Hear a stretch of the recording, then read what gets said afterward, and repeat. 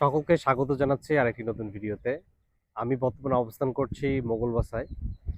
মোগল বাসায় এসে এই আমার পিছনে যে নদী দেখতে পাচ্ছেন ধরলা, তা একটা জিনিস উপলব্ধি করলাম যে নদী কেন্দ্রিক যে মানুষগুলো রয়েছে, যার নদীর পাশে যাদের বসবাস, সেই মানুষগুলো নদীর সাথে যে সম্পর্ক, মানে খুব একটা গভীর সম্পর্ক বিরাজ করে তাদের মধ্যে।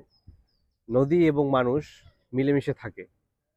তো যারা নদীর তীরে বসবাস করেন না, তারা কখনোই বুঝতে পারবেন না যে নদী জিনিসটা কত গুরুত্বপূর্ণ।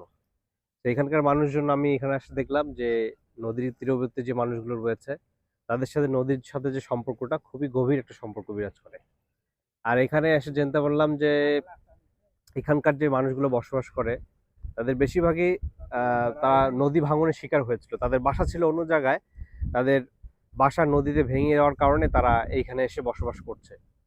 তো তাদের কষ্টটাও কিছুটা উপলব্ধি করলাম। আর এখানে এসে খুবই ভালো লাগছে। নদীর পরিবেশটা খুবই ঠান্ডা একটা বাতাস এখানে সবসময় চলছেই।